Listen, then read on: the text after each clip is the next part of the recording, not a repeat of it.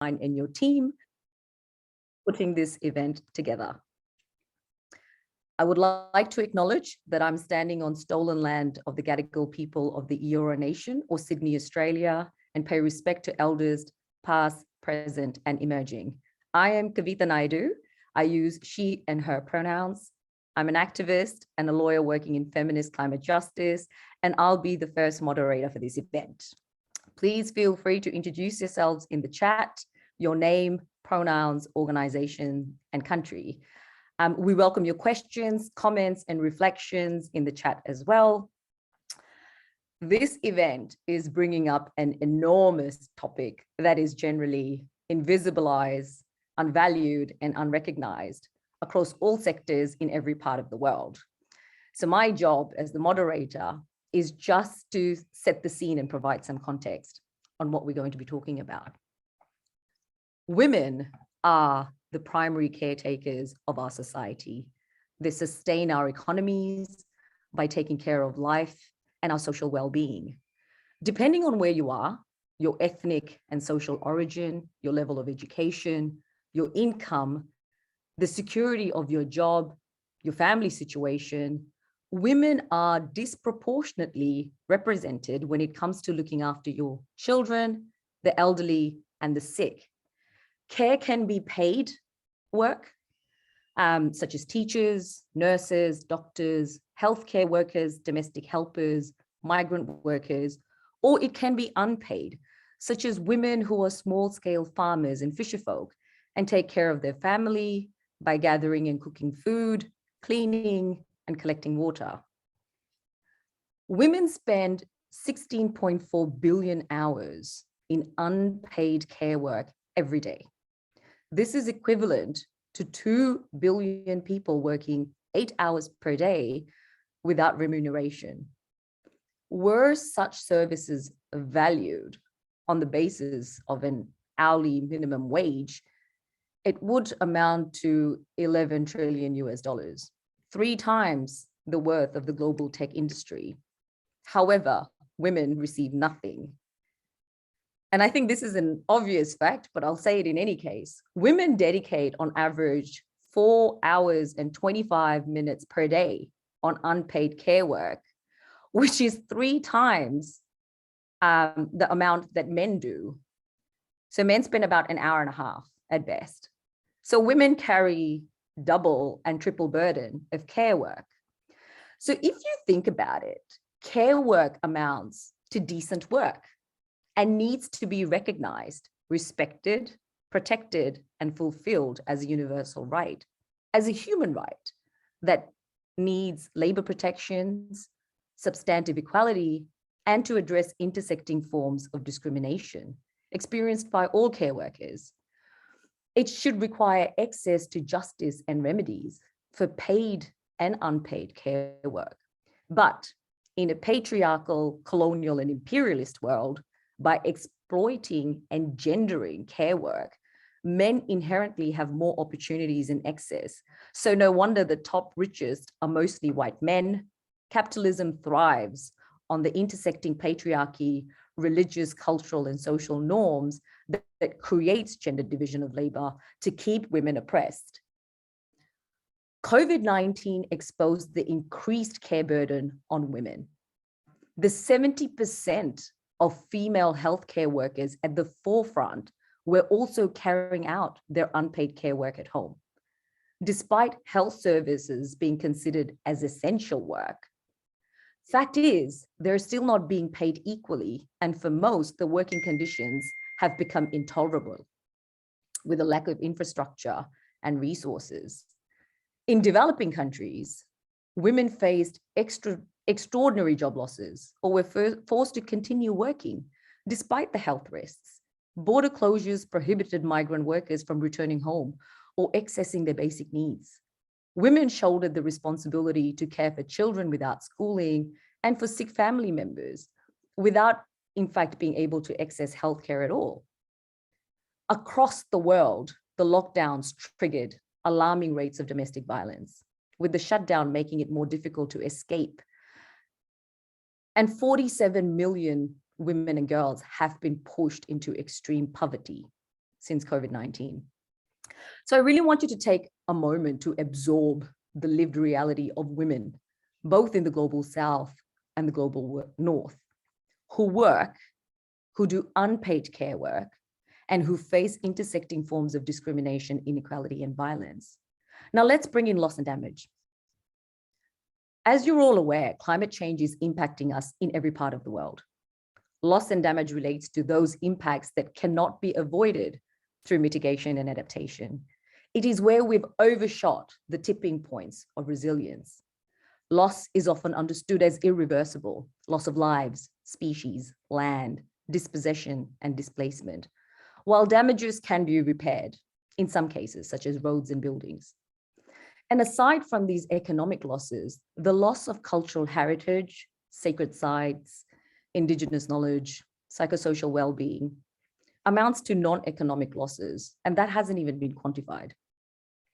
So the difference is that the global North, or developed countries, has the capacity, the technology, finances, and resources to adapt and become more resilient.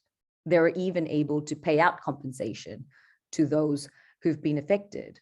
But in the global South, or developing countries, climate-induced loss and damages dramatically multiply as we are struggling with compounding injustices, whether it's a crisis of care, debt, poverty, conflict, violence, and so forth. We do not have the technology, capacity, and resources to address adaptation or resilience, much less loss and damage. Over 80% of people currently displaced by climate-related events are women and girls. So women and girls in all their diversity often end up trying to find jobs in urban settings where they can only work as domestic workers. They're often undocumented, and most are vulnerable to abuse. Women who already do not inherit or own land are further refused access to land and resources after natural disasters. Women, girls, and gender non-binary face a higher risk of being trafficked or sexually abused or forcibly married. So to put it in context, women as a vulnerable group face far more adverse impacts of loss and damage because of existing socioeconomic inequalities. Women have unequal access to resources and decision-making, limited mobility in rural areas, limited in their ability to acquire information and skills to escape and avoid hazards, access technology, and so forth. And then these risks are exacerbated for women who are elderly, for women who are not able-bodied, for young girls who belong to a religious or ethnic minority. And so I think what we're going to develop in this event is really how do we develop this to really understand how do we center care while we're in the midst of colliding crises of both COVID and climate. So I will now introduce you to the phenomenal lineup of women who will build on this much more. And so I turn to our first speaker and I'll introduce her. She is Charlene May. She is an attorney at the Women's Legal Center in South Africa, and her work focuses on women's rights, including their rights to work. So to Charlene, I'm just going to check, is Charlene here? I am. Great, thank you, Charlene. Okay, so my very heavily loaded question for you is, loss and damage devastates our societies, harshly affecting human rights of the most marginalized, while those with historic responsibility for the climate crisis and who have the most available resources simply look away. Intersectional discrimination in institutional responses to climate impacts is very much a reality. So how can centering care in our societies help? And what does that look like? And what are the human rights obligations of states in respect to this? The floor is yours, Charlene. Thank you so much. Thank you, Kavitan. Thank you for providing us, I think, with the context and to really help us to situate the conversation that we want to have. I think one of the key important things that you've raised is how within the backdrop of the COVID pandemic, it's really harshly brought to the fore conversations around inequality. And I think that that inequality is certainly not new to those of us who have been doing this work, whether it's activists on the ground, whether it's human rights lawyers, whether it's social justice movements. These are the inequalities that people have been debating, have been raising, and have been advocating for. And these inequalities impact on the socioeconomic rights of women in particular. And whether we talk about women's ability to have access to clean water and sanitation, whether we're talking about access to housing, access to healthcare, which is a key issue that's come up during COVID, or issues around food security, which is something that very strongly has also arisen as a result of COVID lockdowns and the inability of people to be able to go to work every day and provide for their families. But I think it's what it's also brought starkly to the core is this need to look at the world very much through an intersectional lens. When we talk about intersectionality within our organization, what we always say is that women, especially women in South Africa, is such a good example of how we're not a homogeneous group, right? And how women experience discrimination very differently based on where they are situated within their homes, within their community, within their workplaces. And so from a cultural, religious perspective, whatever the discrimination is, it's going to have a compounded effect on the lives of women in their ordinary lives. And so it's important as we have this conversation today, and as we unpack some of these issues, that we look at them through this intersectional lens that says a woman is never only going to come up against one issue or one obstacle. And that so very often the obstacles that we face, the discrimination that we face, is interlinked not just with each other, but that we are also facing very much similar forms of oppression and discrimination. And so that's why it's so important for us to have these conversations so that we can learn from each other and really share and look at ways forward. I think it's critical for us to say that care is a human right, that the recognition for the care that I deserve, but as well as the recognition for the care work that I do. Those are not nice to have things. Those are structured and find foundation very much within our human rights systems. And so it's important for us to look at this not as new words, new language, new rights that we're trying to achieve, but very firmly demanding that they are already part of our foundational human rights values and principles. And that's what we're trying to give effect to when we have conversations around the recognition of care and the rights that must flow from them. I want to move just a little bit for us to talk about and look at what care is. And when we talk about care, as you pointed out, we sometimes talk about care as paid activities, but we also look at it as non-paid care activities. And so what it really boils down to was that it's that social reproduction that happens within society that makes access to care for the elderly and the frail possible. It is that social reproduction that makes it possible for a child to get the nutrition that it does. It means that women very often are out collecting water and firewood to be able to provide for their families, to cook, to clean.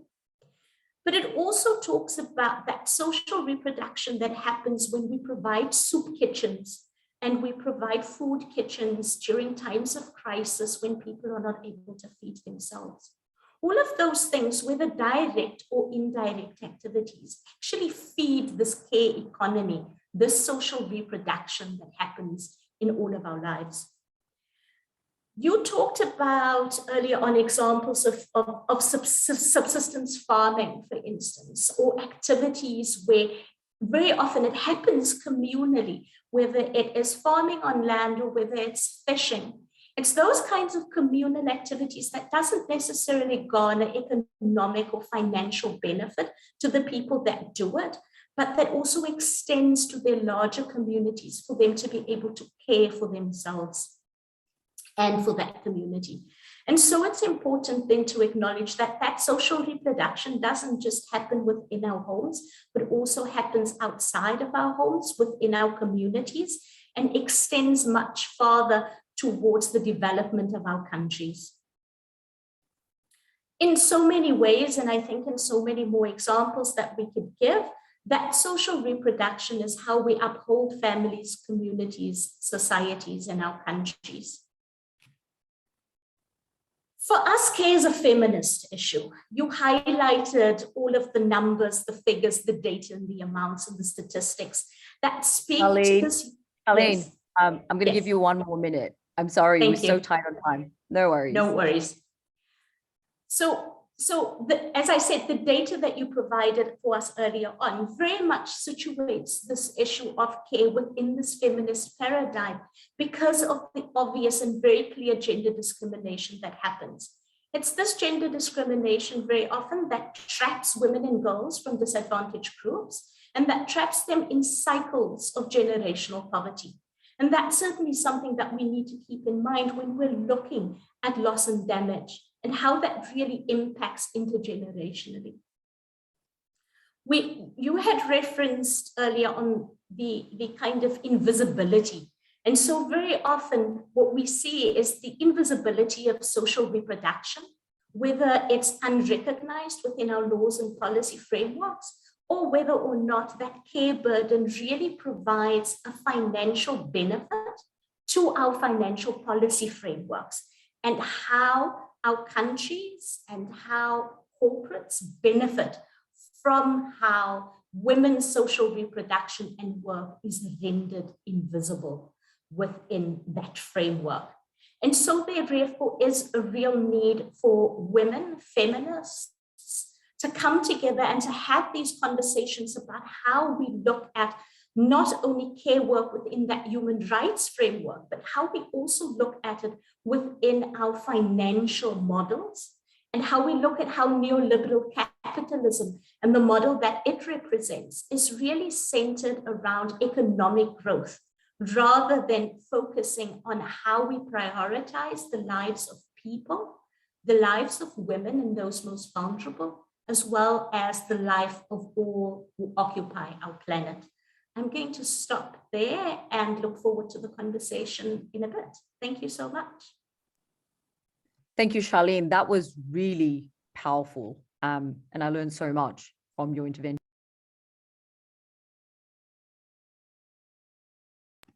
Sorry, I muted myself. I'll now turn to Tetet. Tetet is a great friend of mine. She's also the advisor for the United Nations program at Rosa Luxemburg Stiftung, and she's based in Philippines. So my question to you, Tetet, is why would you consider centering care in loss and damage related work so important? And why would this be a feminist issue?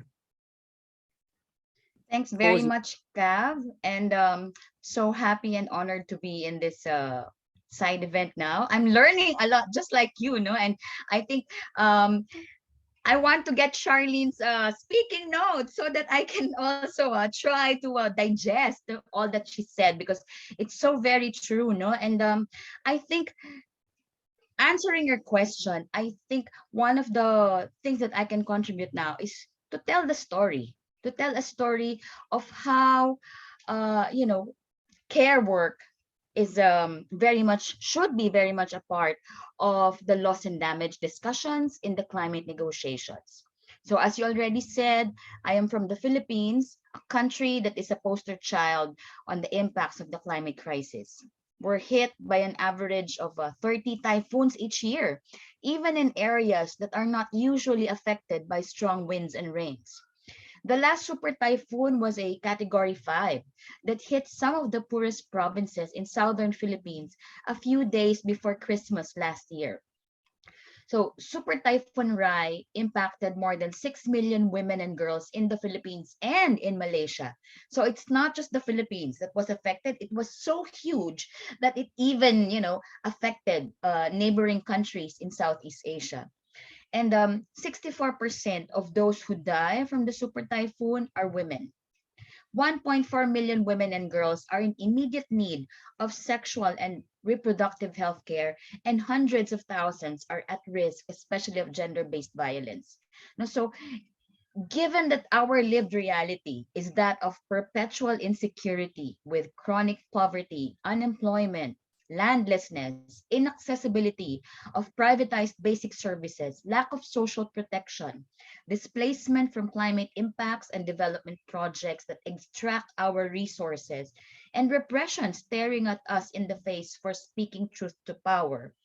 I suppose all of these things, are multiple layers of burden, especially for women who, because of how our societies are structured, are de facto the assigned caregivers in their families and in their communities. For those of us who are already in situations of vulnerability, the climate crisis and disasters not only increase the risk of becoming displaced, but it also increases the risks experienced during displacement. Climate change is contributing to worsening the socio-economic inequalities and access to fundamental human rights, no? Food, water, education, health.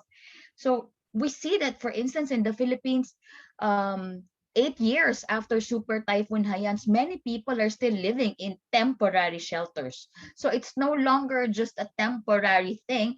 It's become a state of permanent displacement. And we all know, no, and you eloquently framed it earlier, no, that many lives and livelihoods are lost and destroyed, gone forever. Those things can be quantified, but there are also those that are non-economic losses and damages, such as biodiversity, culture, heritage. These cannot be quantified. And in the climate negotiations, those impacts are collectively referred to as loss and damage, and there's a need for resources and support to rebuild, rehabilitate, reconstruct. But this is also precisely where the loss and damage negotiations particularly are sticky. And while everyone acknowledges the need for support and solidarity, resources towards this are not forthcoming. No, because of the deeply rooted feudal and patriarchal norms and practices, with women are often relegated to domestic work. Now, coupled with the lack of job opportunities, many women stay at home to care for their children while doing part-time, informal, and underpaid care work, such as taking on laundry, household cleaning, selling food in their communities, not to augment the family income. During natural disasters, no, I won't say natural, during disasters, because it's a human-induced climate crisis. No? So during disasters, it is often the responsibility of mothers, of the women in the family, to ensure the safety of children and other family members and whatever small possessions they may have. Women are left at home because the husband and other male members of the household are often away and stay near the workplace in order to save on transportation costs.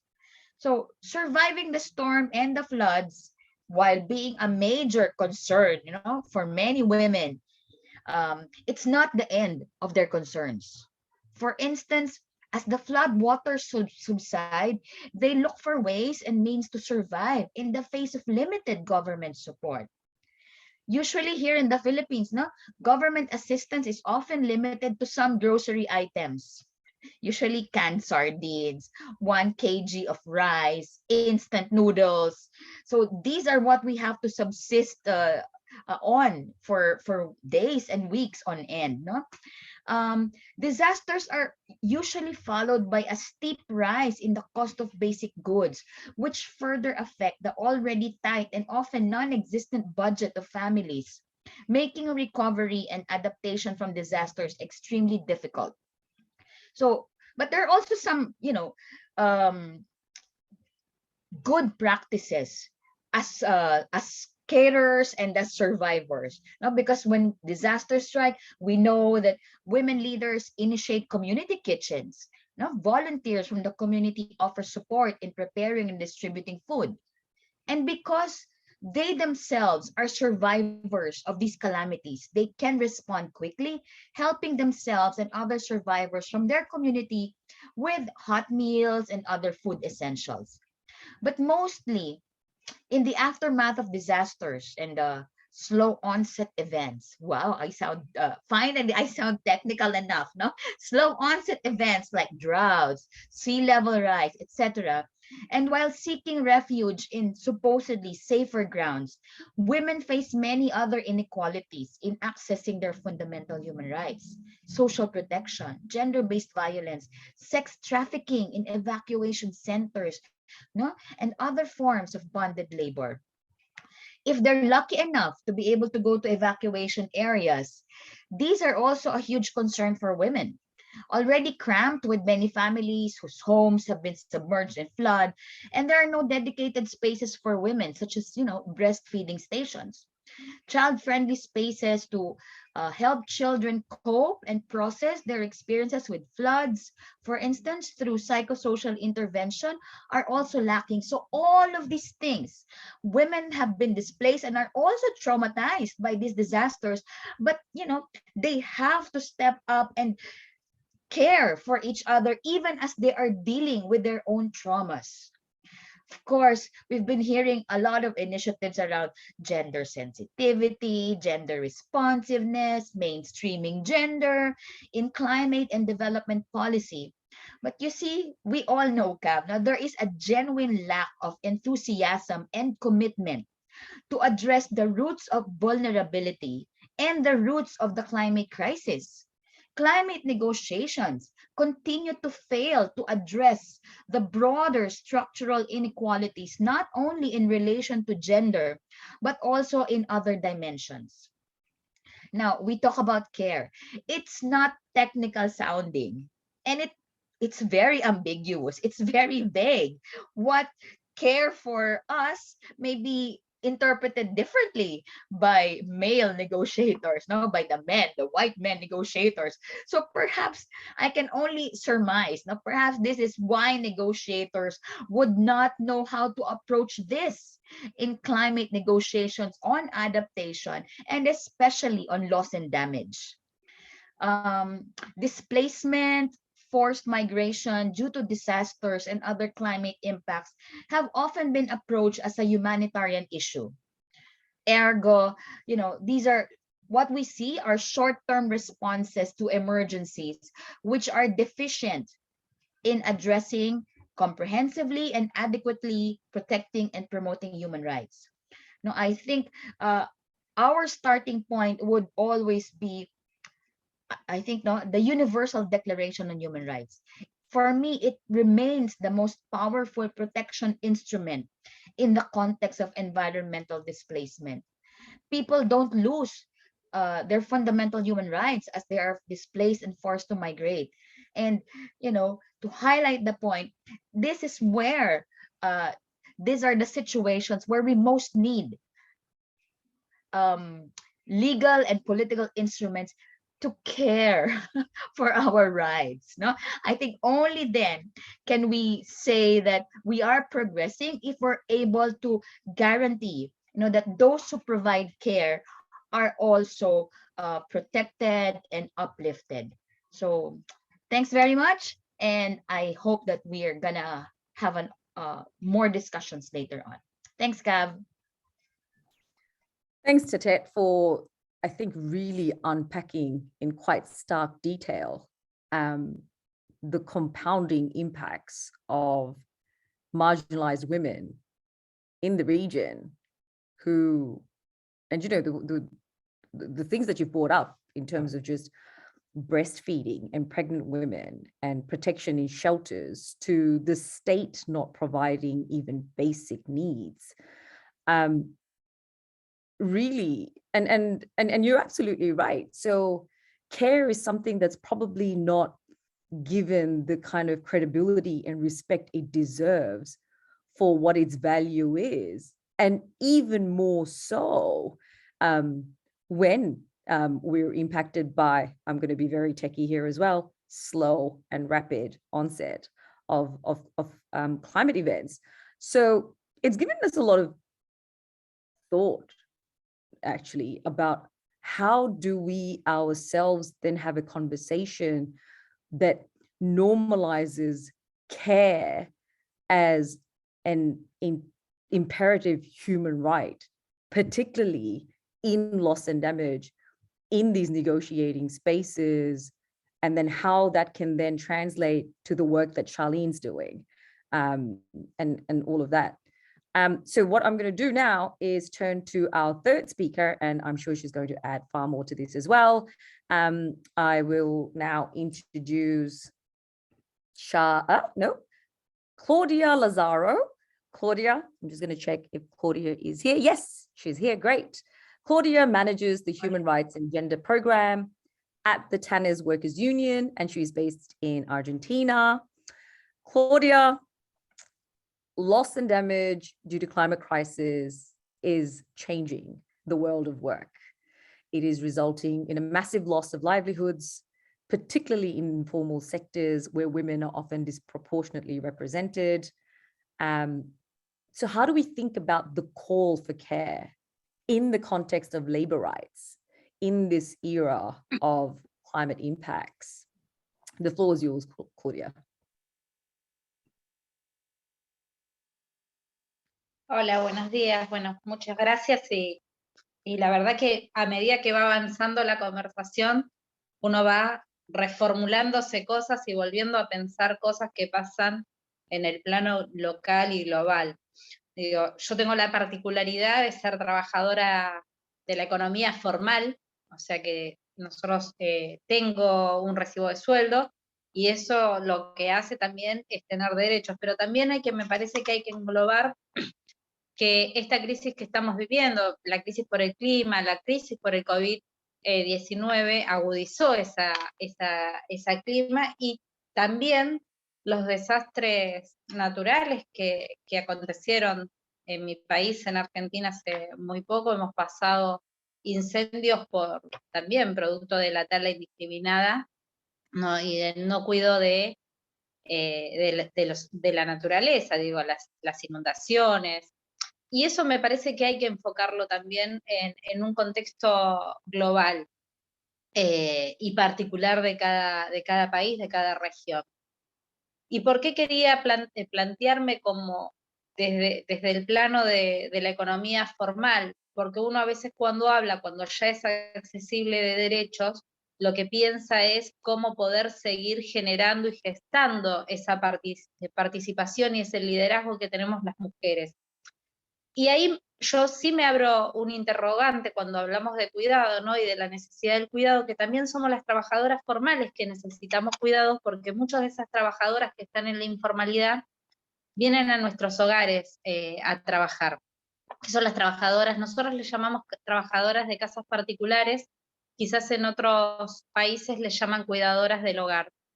Pero también destacar, ¿no?, que en ese grueso del trabajo, el 97% de las mujeres son las que salen de sus hogares y van a otros hogares a limpiar, a planchar, a cocinar, a cuidar a los hijos, a las hijas, a cuidar a las personas con discapacidad, a cuidar a los ancianos y ancianas. Entonces, en ese marco me parece que es fundamental que retomemos también, cuando hablábamos de las R's del cuidado, ¿no?, esto de pensar en reconocer el cuidado como un derecho humano fundamental, representar a los trabajadores y las trabajadoras, pero también en realizar sus derechos como trabajadores y trabajadoras. Estas trabajadoras también, que desde los organismos internacionales han habido dos convenios fundamentales que nosotros tenemos que ayudar también a poder no solo difundir y sensibilizar en que los estados lo implementen, sino también difundir y sensibilizar a quienes son los empleadores, y quiero volver a recordar, muchos de nosotros somos los trabajadores formales, los que empleamos en la informalidad. Entonces necesitamos una toma de conciencia también de aquellos que somos trabajadores, que no somos las grandes empresas, que accedemos a personas y a servicios de cuidado.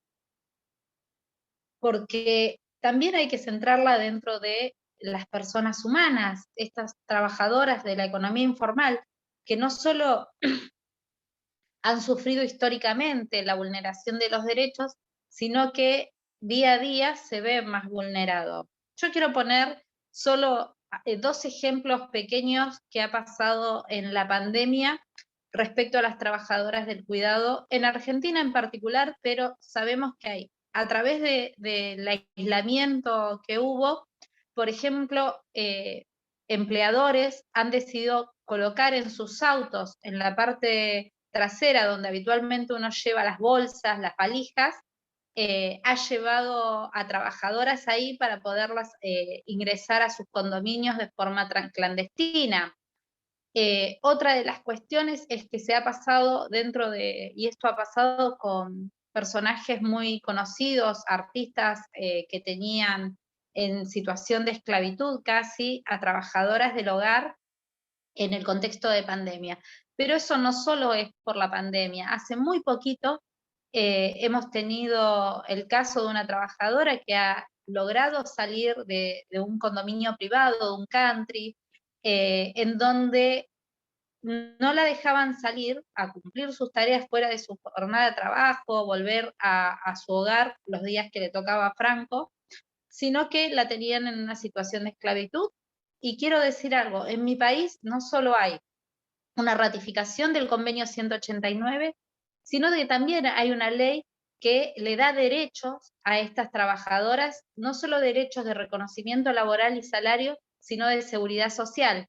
Entonces, creo profundamente que la crisis también que tiene el cuidado, la crisis climática, tiene que ver con una crisis hasta de moral y de cuidado, ¿no? Digo, de moral en términos de cómo yo como trabajador acompaño y garantizo derechos. Y ahí tiene que ver cómo el capitalismo, el neoliberalismo, ha hecho del cuidado que el cuidado se centre en lo individual y no en lo colectivo y en lo comunitario. Entonces, ahí me parece que nosotros tenemos que volver a una fuerte campaña en donde no solo se reconozca el cuidado, sino que se promuevan los derechos de los trabajadores y trabajadoras del cuidado. Porque en la misma situación también han pasado en este tiempo y siguen pasando los trabajadores de la salud, las enfermeras, quienes también el 87% de la población enfermeras de nuestro país son mujeres. Entonces también hay que decirlo que los trabajos más precarios, los trabajos con menos derechos, con menos salario, son ejercidos y desarrollados por mujeres y colectivo del LGTB. Y eso hace a que toda esa precarización, esa feminización de la pobreza, la lleven nuestros cuerpos y nuestras familias. Nosotros necesitamos desenmascarar esta crisis que hay del cuidado. Digo desenmascarar porque hay que sacar la máscara que tiene la sociedad capitalista, donde supuestamente pone a la protección y hablan en los organismos internacionales del cuidado como que es de avanzada, y lo que hay que decir claramente es que este cuidado, como se centró en las mujeres históricamente y culturalmente, lo que nos ha dado a nosotras es un pacto con unas tareas que no fuimos acordadas, que no fuimos consultadas, que ese pacto se volvió en una condena para muchas mujeres y del colectivo de la diversidad, que lo que reproduce claramente es la división sexual del trabajo y que profundiza, vuelvo a decirlo, profundiza profundamente la feminización de la pobreza, persigue a expensas de la explotación de las mujeres y alimenta a este modelo individualista que es el modelo capitalista neoliberal. Y que su centralidad económica de este modelo capitalista está centrado en el bienestar y prioriza las ganancias de solo un grupo de personas, y que nosotros debemos pensar en el cuidado y en la distribución social del cuidado, en una nueva organización del cuidado que profundamente trabaje sobre la redistribución, la reducción, el reconocer el cuidado como una cuestión que es para todos. Todos en algún momento de nuestra vida vamos a necesitar cuidado desde que nacemos hasta que nos morimos, en representar los derechos de las trabajadoras y los trabajadores, en realizar los derechos de las trabajadoras y los trabajadores, pero profundamente hablando de la crisis que nos llevó y que nos puso en esta situación a las mujeres y las diversidades, pensar en la economía, pensar en una economía centrada en el cuidado, con una profunda mirada feminista que transversalice la economía, y volver a refundar un pacto social del cuidado, un pacto más justo, un pacto que sea sostenible con nuestros cuerpos y con nuestras familias y con nuestras comunidades, que sea un pacto que esté centrado en el cuidado.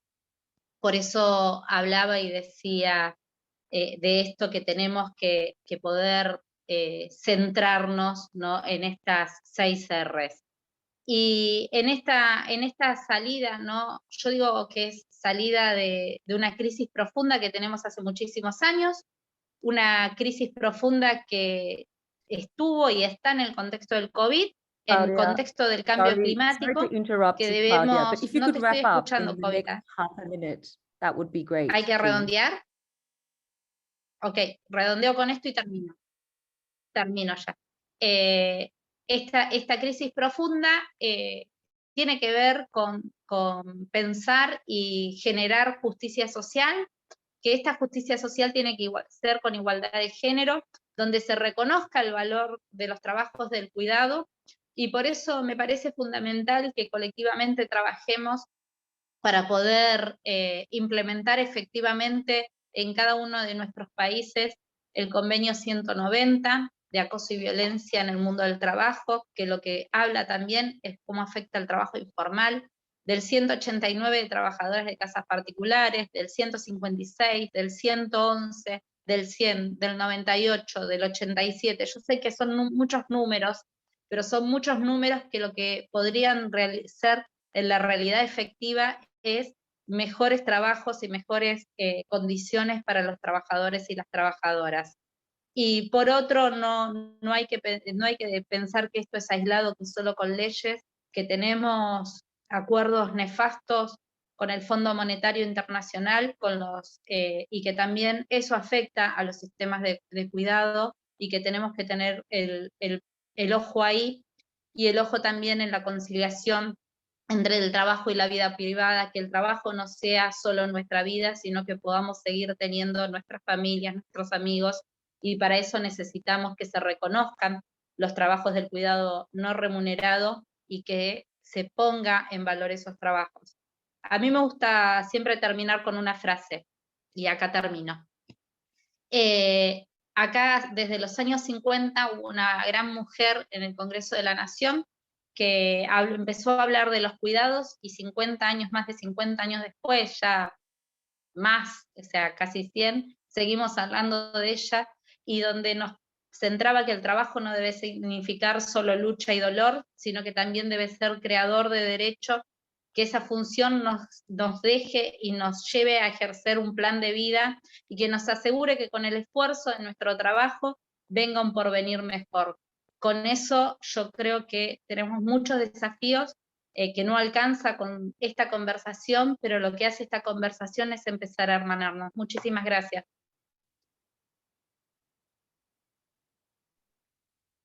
Gracias, Claudia. That was so you raised so many questions, particularly about how we look at it in terms of paid employment and rights. Because I know we've overreached the time quite a bit, I'm going to skip summing up what the phenomenal speakers have said, because they were very detailed in their presentation. And I'm going to move directly to handing this over to my co-moderator, and she is Kate Donald. Over to you, Kate. Thank you so much, Kavita. Yes, I'm Kate Donald from the Center for Economic and Social Rights, proud member of ESCR Net. and it's a very tough act to follow, both Kavita as a moderator and those three speakers just there. But I know our next three speakers are very much up to the job. So, you know, my brief as moderator of this second half of the event was partly to kind of provide some more framing remarks, but actually I'm going to be very, very brief in that, because I think that the first three speakers already did a great job of making the connections, and it's so great and refreshing to be part of this kind of conversation. You know, we really need more of these kind of conversations that are really showing through concrete examples the clear need for a feminist, intersectional approach and a human rights approach, kind of making these links between, you know, care, financial models, climate change, neoliberal capitalism, patriarchy. You know, these are all big words, but I think the three speakers have really shown how these impact on people's lives and women's lives in the global South particularly.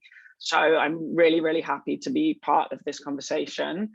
And, you know, I think, you know, another thing that's really come out is that, you know, both care for people and care for the environment are collective goods. You know, they're not things that we can just push onto households or individuals.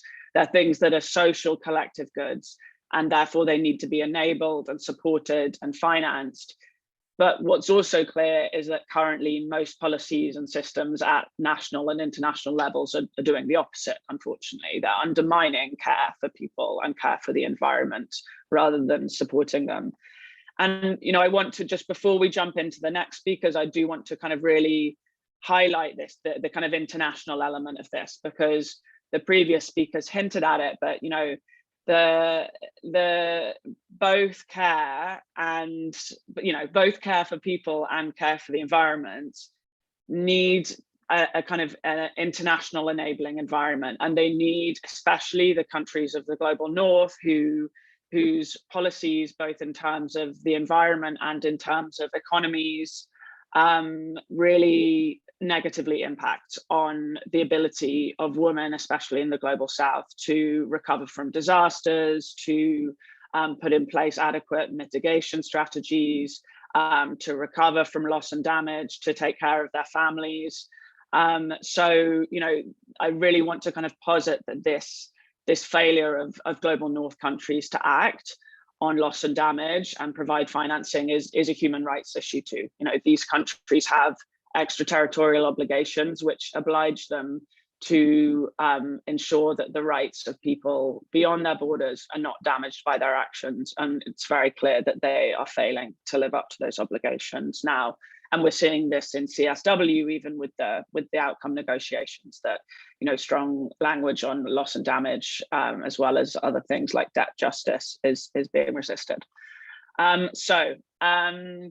What the next three speakers are going to, of course, give some insights from their context, but we're also going to kind of switch modes a little bit to kind of focus on kind of how we reimagine our societies to deal with these intersecting crises, and how we can transition from this deeply extractive and exploitative patriarchal society to a regenerative, care and rights-centered society, or what we at CSR sometimes call a rights-based economy. So how do we shift these resources and shape public policies to make these things which we know to be essential possible? So to answer that very small question, I'm first going to turn to Alejandra. So Alejandra Lozano is the Program Officer on Climate and Environmental Justice at the Global Initiative for Economic, Social and Cultural Rights, and she's based in Mexico. So Ale, what I'd like you to talk to us about is, you know, as we turn to these feminist solutions in the face of loss and damage, what is the role of the so-called just transition framework and expanding provision of and access to quality public services, such as renewable energy and social protection? Thanks, Ale. Thank you so much, Kate, and thank you as well to ESCR for the invitation to speak and to share some insights on this critical question with such a fantastic group of panelists. And I think I will just first like to start this intervention by saying that, of course, like this just transition concept, I think provides a very helpful and very potentially transformative framework to address all of the challenges that we have been speaking of. As we know, like the just transition concept originates and was coined in the 1970s by the labor movement of, and it was coined by workers and communities highly dependent on fossil fuel industries that were worried that in the transition to clean renewable energy, decarbonized societies, there will be their work, their employment, and their livelihoods will be affected. And so they proposed this framework to ensure that climate policies and frameworks actually embed social justice principles as well, and that simultaneously can protect the environment while protecting livelihoods and of course, labor rights. But nowadays, what we have seen is that as this just transition concept has been gaining traction between different stakeholders and different social movements, the just transition concept has broadened. And now it's not only concerned with labor rights or the protection of labor rights, but really has been a social movement that has encompassed broader demands for social transformation, for social justice. And so I think it is a very interesting concept and framework that provides the opportunity to address these critical challenges that all of the previous speakers have very clearly discussed, in the sense that it can allow us to shift from this very technological, dominant approach to loss and damage, as we have seen that this is the case, for instance, in the UNFCCC spaces, that mostly what they do is try to provide technical assistance to developing countries without really looking at what are the inequalities, the social justice implications of loss and damage. And so this just transition concept can allow us to really articulate a rights-aligned approach to loss and damage. And so I wanted to propose that this idea of fostering a gender just transition that is able to reduce the burdens, the care burdens created by loss and damage that we have discussed, and that places care at the center of the shift to sustainable economies. But of course, the question will thus be, well, how can we really imagine this gender just transition center on care? And to just provide a few thoughts on this, I think that for sure gender just transition framework should ensure that the actors who contribute more to the climate emergency are also those financing the redress of loss of damage. And of course, not only through different methods such as direct cash transfers and other solutions, but particularly through the expansion of adequate public services and social protection floors.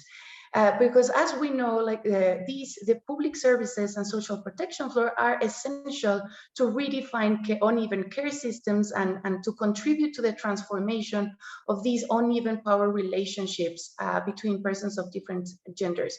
When we're thinking about public services, we're talking about these services that are essential for the realization of economic, social, and cultural rights. So public services on health, education, water, sanitation, that are key social protection, as we're saying, but also, and I want to emphasize this because sometimes we don't think about energy as one of these key public services that are essential to address all of the challenges that we are facing in the context of loss and damages produced by the climate emergencies. And in that sense, I want to say a few words.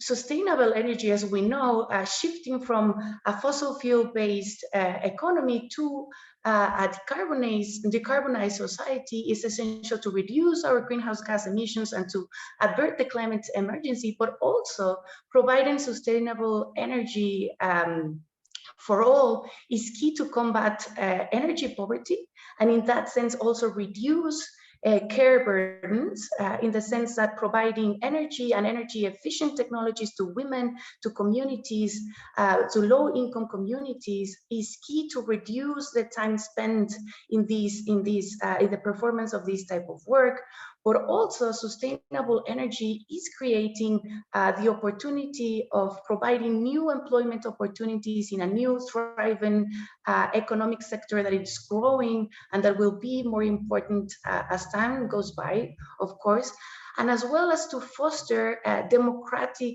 governance. And I think this is also key, because now renewable energies provide something and opportunities that we have not seen before with the fossil fuel energy system, that is that we can produce energy where energy is needed. So we can produce energy on site through cost-effective technologies that can be community owned, that it can be led and community owned and handled, and that provide opportunities for women to participate in one of the most male-dominated industries as producers of these energy solutions for their own community. So I think we really need to explore the possibilities that the energy transition provides to really tackle all of these challenges that we're seeing in the face of loss and damages, thinking that access to reliable, safe, adequate, sustainable, and democratic energy services are critical to ensure well-being, to reduce care burdens, as we have mentioned, and of course also as well to build more resilient communities to the impacts of climate change. But one thing that is the main point that— Ale, sorry. Just wrap up, please, but thank you so much. In just a minute, of course, Kate, sorry. So just to say just a final note. Une dernière note pour services that are key for the redefinition of care system, it is essential to este sistema de cuidado debe asegurar directed to building strong, sustainable public services with integrated and coordinated agendas that can simultaneously tackle the different dimensions of gender inequality, and that of course just plays this idea of how important public services and particularly new renewable energy systems are to address the challenges posed by loss and damage. And I will leave it there, Kate. Thank you so much. Thank you so much, Ale. And thank you so much for really persuasively framing just transition, but also renewable energy as a crucial public service. And I think that this issue is going to become even more important as the cost of living crisis spirals around the world and fuel prices spiral around the world, and governments will need to take really proactive measures, including social protection measures, to ensure that public services, including clean energy, are really accessible to the people that need it. So after Ale now, we are turning to another speaker, a speaker from a different part of Latin America. So as our next speaker, we are very lucky to have Heidi Blanco, who is a member of the sorry, I can't speak Spanish today, apparently. Organización Fraternal, Negra, Hondureña, which is a grassroots organization. She is representative of the Garifuna people and fighting for their collective social, economic, cultural, and territorial rights and autonomy. So Heidi, thank you so much for being with us today. So in Honduras, as some of us know, climate impacts or loss and damage are very pervasive and have hugely affected the human rights of people. So as we confront loss and damage, we also have to think about foregrounding and implementing community-led alternatives and solutions. So can you talk to us a little bit about what are some of the ways in which the Garifuna people have centered care in their community, for example, in health? Thank you so much, Heidi. Sí, buenos días. Mi nombre es Heidi. Heidi Blanco, Heidi, de la Organización Fraternal Negra de Honduras. Como ya lo habían dicho la compañera. Pues aquí nosotros, bueno, tenemos un trabajo bastante arduo como garífunas que somos y como organización, ya que vivimos de racismo, porque todavía aquí tenemos el racismo latente. Entonces tenemos que trabajar más fuerte todavía. Con los cambios climáticos hemos tenido bastante también problemas porque dentro de nuestras comunidades el mar se ha avanzado, no ha quitado parte de la comunidad porque el mar ha entrado. Y pues parte de eso, pues des effets du changement climatique. Pudiésemos recuperar más previos para poder seguir sobreviviendo y seguir haciendo nuestras áreas de culturas y nuestra soberanía. Hija, vaya para allá, por acá. Una de los trabajos que hemos hecho como organización se ha creado lo que es 33 centros de casa de salud alternativas que se ha hecho en cada comunidad. Esos son, después de lo que vino el COVID, en el año 2020, entonces se tuvo que crear esas casas de alternativa para poder hacer lo que son medicinas ancestrales alternativas para nuestro pueblo, para nuestra gente, que son los té y bueno, variedad de cosas que nosotros hacemos dentro de las casas de salud. También tenemos otras alternativas que hemos hecho ahora, que son las casas ancestrales, porque nosotros habíamos estado, queremos recuperar todo lo que es nuestra cultura, ¿verdad? Lo poco que se había perdido, queremos volverlos a recuperar, porque solo son pocas las cosas que se han perdido, pero estamos en esta lucha de volver a recuperarlo.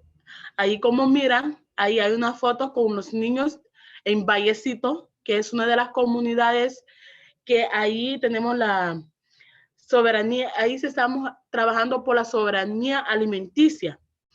Ahí los niños están colando lo que es yuca para que nuestra ancestra, nuestra abuela, pueda hacer lo que es casabe.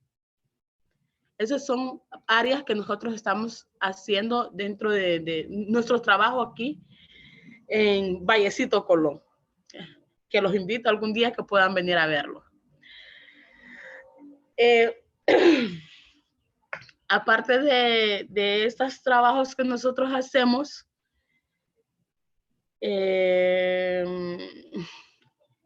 estamos allí, la compañera está haciendo siembra de yuca.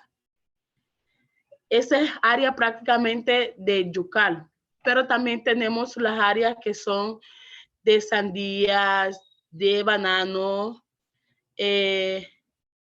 Tenemos también lo que es crías de, ahí están limpiando lo de la yuca para poderlo rallar después y secarlo, y después colarlo. Es un proceso bello para poder llegar a lo que es hacer el alimento que es el casabe.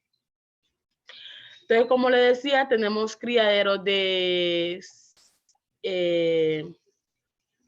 pollos, también tenemos criaderos de cerdos para poder, sobrevivir solo con lo que nosotros hacemos dentro de la comunidad. Y bueno, en los cambios climáticos, como estábamos con los cambios climáticos, seguimos trabajando porque es mucho trabajo. Somos 46 comunidades y que en cada comunidad tenemos trabajo arduo y poder sostenernos, poder,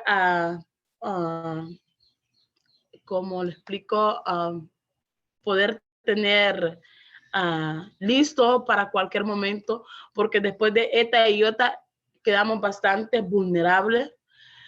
E incluso hay comunidad que viven dentro de la ciudad que quedó exageradamente vulnerable. Y entonces estamos queriendo cuidar esas áreas para cuando suceda otra cosa, que nosotros estemos preparados y listos para contradecir, porque es un arduo trabajo lo que hacemos aquí como OFRANE. Y gracias a la coordinadora que tenemos, que es una mujer muy maravillosa, inteligente, que ella en todo está y que nos ha dado la facultad y la ayuda suficiente para poder seguir adelante. No sé si tienen alguna pregunta. Perfecto, perfecto, Eric. Mil gracias, especialmente por estar con nosotros al último minuto debido a una emergencia de otra miembro de Ofrana. Thank you so much to Edi, and we will have, tenemos preguntas al fin. Gracias, Edi. Okay, so and that was a really rich insight from a community that is really trying to center care in their responses to loss and damage. And I was really grateful for the photos, thank you. So for our last speaker, we're turning to Hala Murad. Hala is an activist in the field of human rights and environment. She's interested in fields related to sustainable development, and she holds a master's degree in socio-ecological science. She's the executive director of the Debin Association for Environmental Development. So Hala, thank you so much for being here. Could you speak to how loss and damage is being experienced in Jordan, particularly in terms of the experience of women and girls? And very briefly, since this is such a vast topic, it would be really interesting to hear what, in your opinion, are the 1 or 2 most important care-centered, gender-just ways forward, especially keeping in mind COP27, which will happen in the MENA region at the end of this year. Thank you so much, Hala.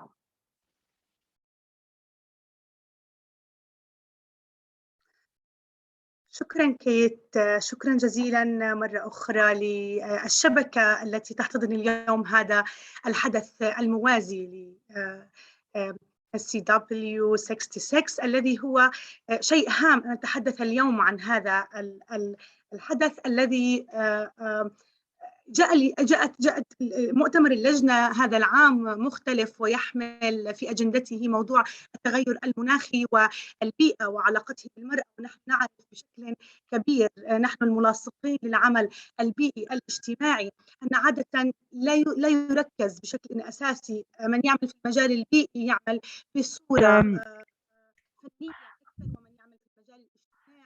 This topic is not very often tackled from this approach. So very often activities are either focusing on gender or on the environment, but not on both.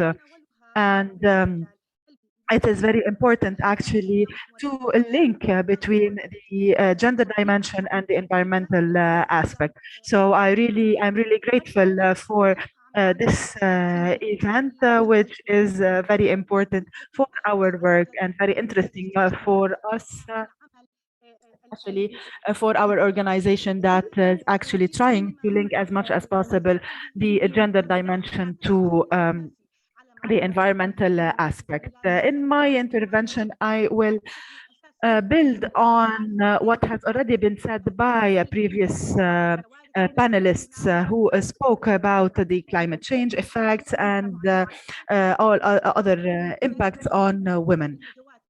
Of course, from where we stand, we are all striving to lower the gap between men and women and to ensure the rights of women and girls, especially in vulnerable communities. And today, what I would like to say is the following. In Jordan, the situation might be a bit different. So first and foremost, we have to talk about the implications of years of drought in the region. And we are expecting more drought actually in the coming years because of unsustainable practices and unsustainable exploitation of lands.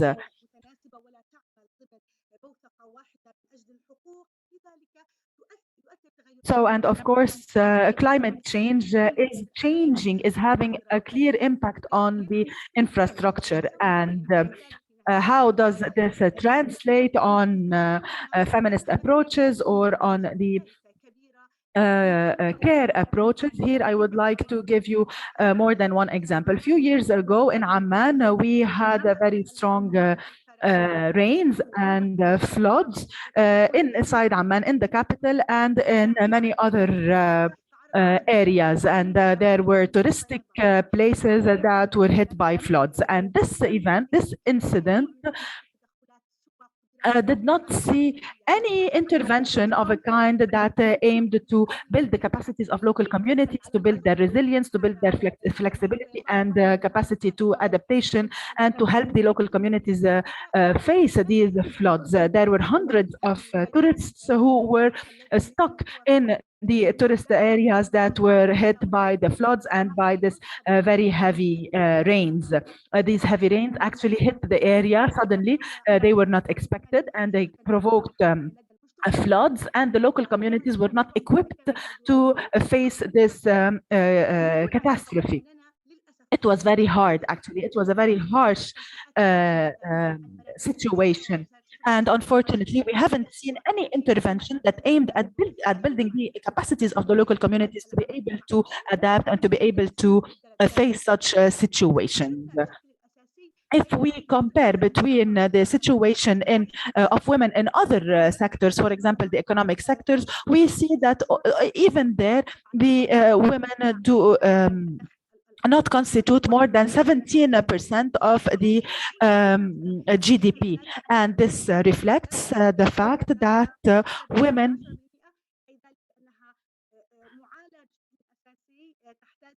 are not actually contributing to more than 17% of the local economy, and therefore they do not get more than this from the general income, and therefore they are the most vulnerable and the poorest categories of the society.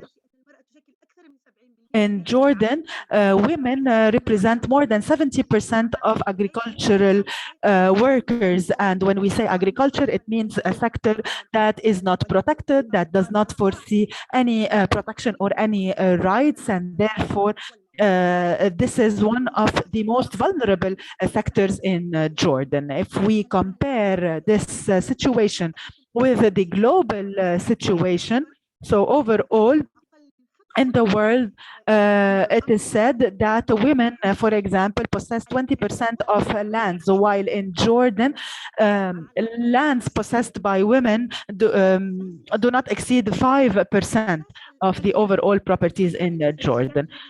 The main occupation that we're talking about here is that is actually unpaid work.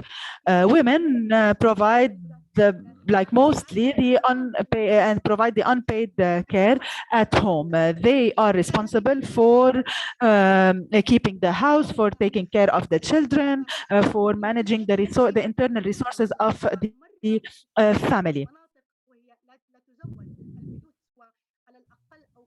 And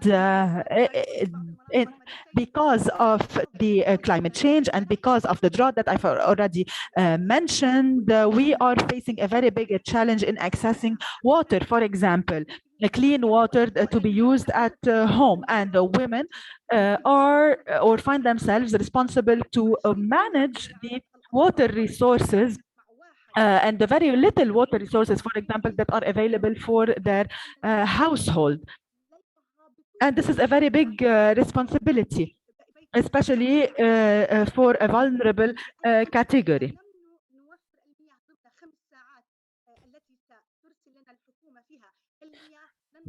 Today, for example, water is rationed by the government, and clean water is only provided for 5 hours a day by the government. And the women, again, is responsible to collect this water within this time frame, within this lapse of 5 hours per day.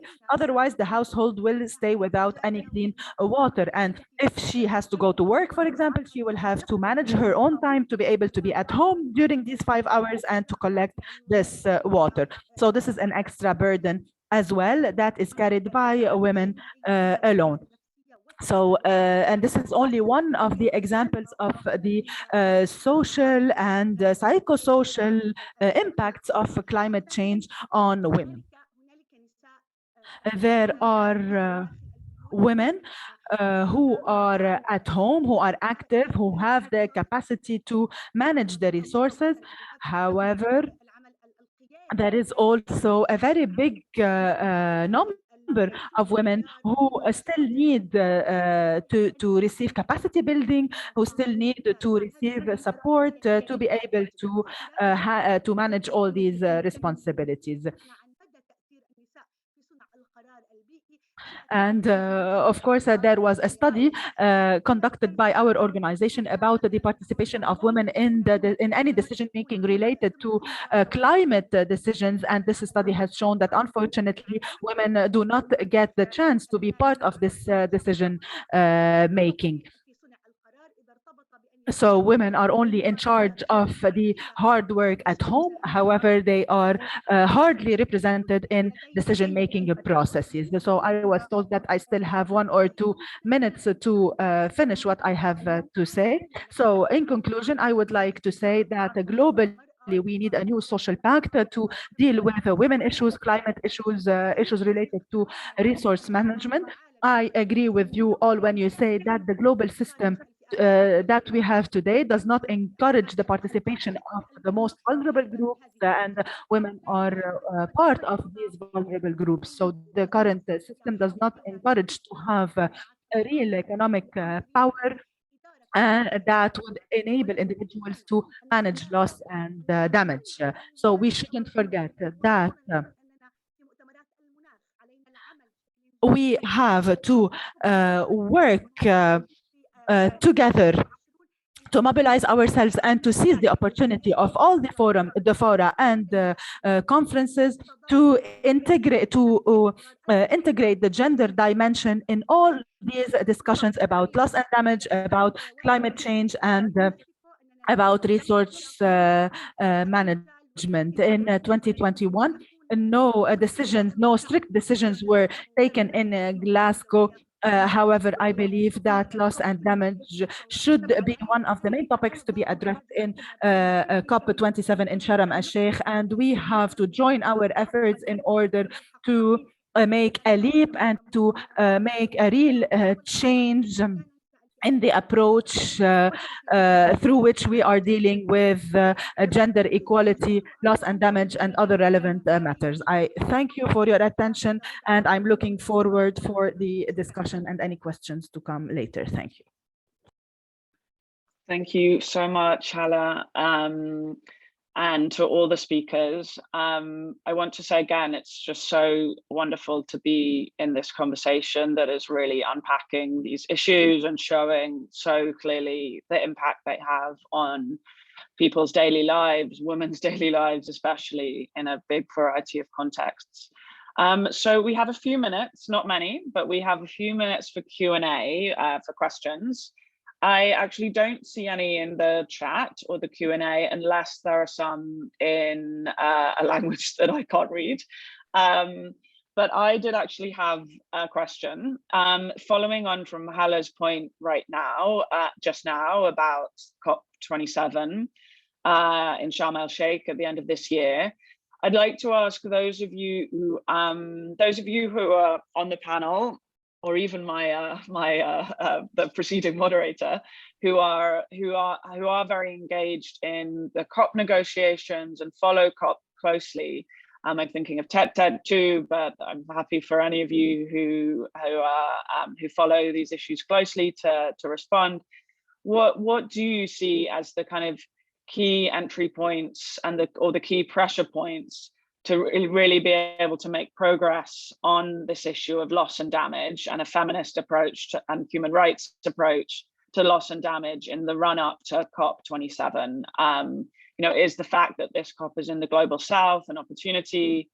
So yeah, I'd be very grateful for any response from Tetet, Kavita, Hala, any of the speakers who'd like to come off and answer my question, please.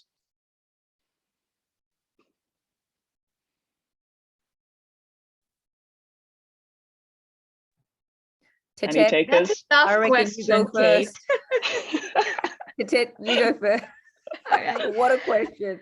That's a tough question, because I think we have seen from COP26 that were it not for civil society and social movements really pushing to have a loss and damage in the agenda of the COP, all of this would still be at the technical level.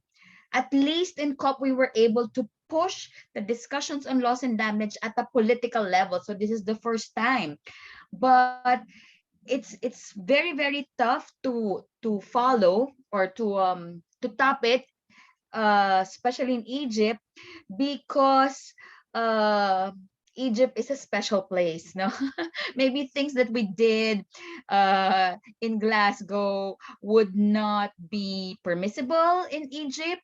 So I'm kind of like thinking national work would be the one to make a difference, no? So that when we get to Egypt, then probably our governments, our own negotiators would have imbibed the urgency, the necessity, and the feasibility of having a more gender just approach to loss and damage negotiations. Maybe then we could have discussions on financing, supporting, and caring for people who are impacted by all of these climate impacts. But it's going to be tough.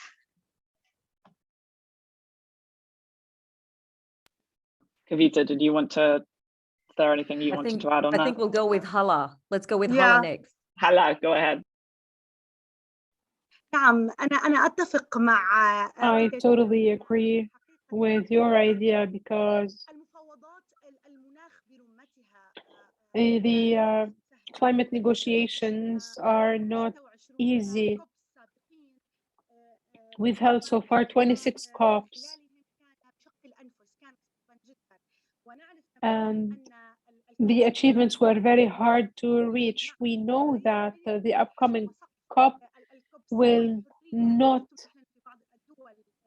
be given the extent of freedoms that were given to previous meetings. But regardless of how much we try to put loss and damage in the international sphere and in other conferences, we will need to exert more effort. We have a special rapporteur now on climate change. We have achieved, or we have made achievements that we need to invest. We have held meetings with special rapporteurs in order to include loss and damage in their reports, along with a gender, more equal and gender perspective. Therefore, I am hopeful. I think that we tend to face setbacks. However, these little steps that we are taking will allow us to reach greater achievements. We need to work more on a community and social level. We need to network, and we need to then come to actual and more sustainable deliverables. Thank you, Hala.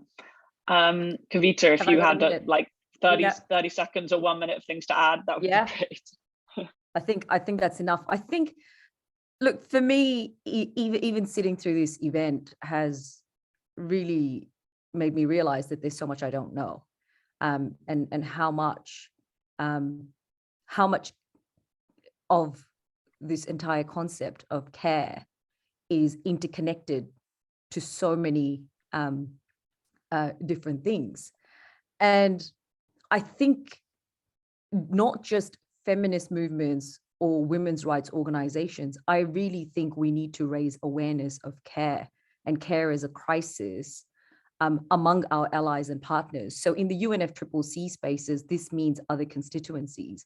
Just like we worked extremely hard to put gender in that space, I think we need to do the same, if not more, for care.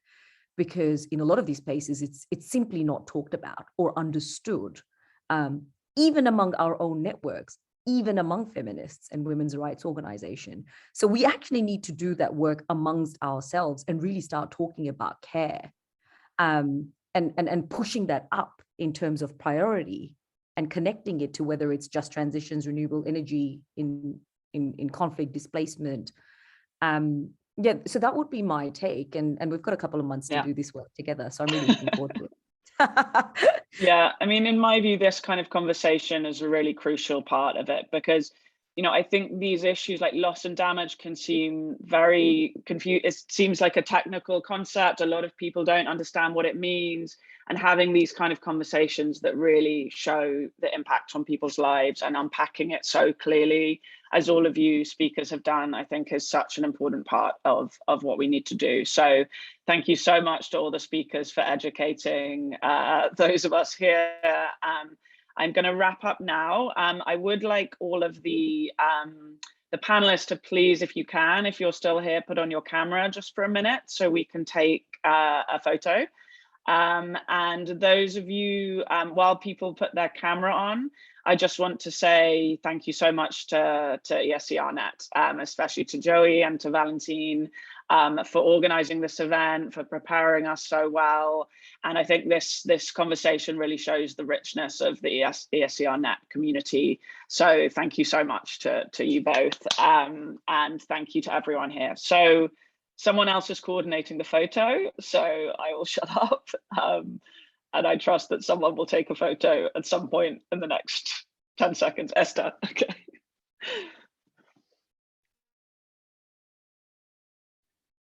So I guess smile, everyone. Okay, Esther's done it. Okay, thank you so much, Esther. Thank you so much.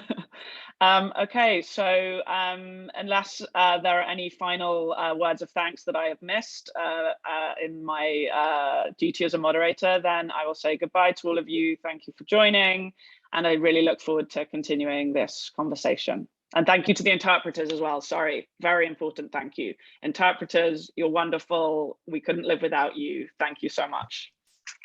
Thank you. Thank you all. Bye. Muchísimas gracias. Shukran. Merci beaucoup. شكرا جزيلا. Shukran, gracias. Shukran. Gracias. شكرا.